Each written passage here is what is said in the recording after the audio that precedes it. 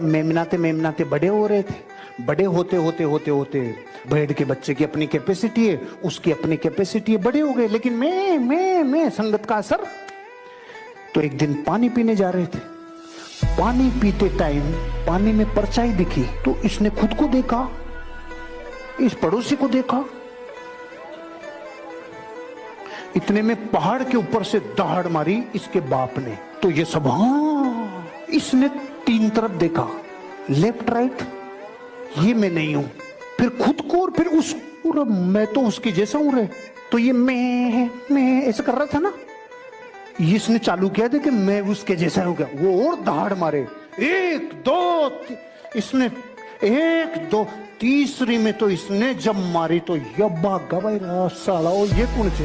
हम सब भारत के लोग ऐसे भेड़ों के बीच में हैं। भारत के टॉप 50 बड़े लोग हैं ना, उनकी हिस्ट्री, ज्योग्राफी, बायोग्राफी सब पढ़ लेना। इधर ही थे रे, धीरू भाई अंबानी इधर ही था, अमिताभ बच्चन इधर ही था, सब इधर ही थे।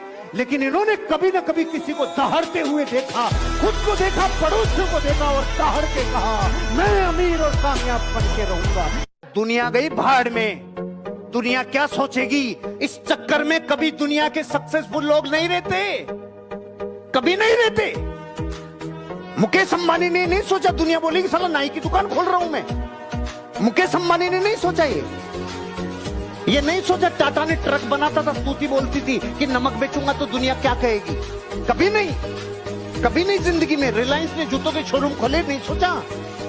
अपनी जिंदगी में लोग क्या कहेंगे, ये गरीबों का मूल मंत्र है। लोग क्या कहेंगे ये मायने रखता उनके लिए। लेकिन जो लोग जिंदगी में, जिनको लोग सौभाग्यशाली कहते हैं ना, अरे रे ये तो सौभाग्यशाली है, टाटा, बिरला, डालमिया, सिंघानी, आज अंबानी। सौभाग्यशाली नहीं, कितना त्याग और तपस्या की होगी, कितने सुखों को छोड़ा होगा, और कितनी बार लोगों की भक्तियां सुनी होगी, कितनी बार लोगों के कुछ ना कुछ ऐसे चुभते हुए बातें सुनी होगी जो जीवन में तकलीफ देती है। जिस बीजेपी को आज से 5 साल पहले कोई सूंघता नहीं था, जिसकी 10 राज्यों में सीटें नहीं आती थी, पूरा दृश्य बदल दिया एक आदमी ने फील्ड में उतर के। एक आदमी ने फील्ड में उतर के नजारा ही बदल दिया। फील्ड का परीक्षण है ये फील्ड का परीक्षण है कि 5 साल में एक दिन रेस्ट नहीं रहे। बीमार भी होने का टाइम नहीं है, बीमार का भी टाइम नहीं है। छींक जुकाम का कभी देखा? मफलर छींक फू फू कभी देखी मोदी जी के आपने ऐसे करते? और कभी ऐसे देखा ढीलू ऐसे देखा कभी? जिसमें सपनों की एनर्जी होती है ना, उसको बीमार होने का भी टाइम नहीं मिलता।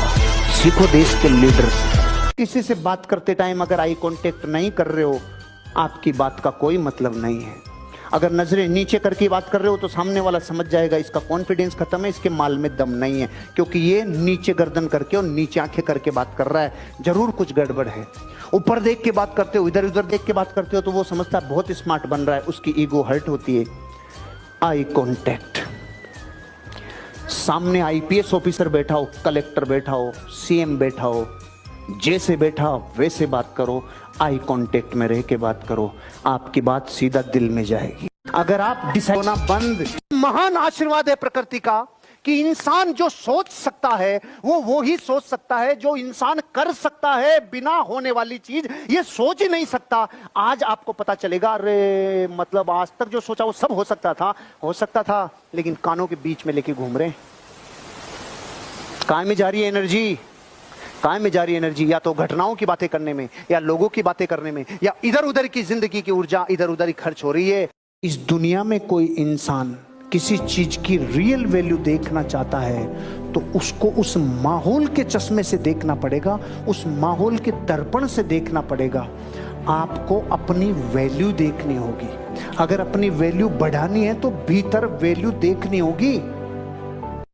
एक सच्ची घटना बताता हूं। एक डॉक्टर था, वो लोगों को ठीक करने के लिए अपने प्राणों तक की बलि दे दे ऐसा काम करता था। एक दिन पूरे दिन मेहनत की, रात को थक के चूर होके 12 बजे आके सोया, और रात को 2 बजे उसके फोन बजा। खड़ा हो गया, अपना बैग उठाया, सुरंग में से जाते टाइम एक आदमी ने उसको आवाज दी, डॉक्टर अच्छी से क्या? तो उसने अपना बैग रखा, माचिस तिल्ली जलाई और उसकी सिगरेट जला दी, चला गया।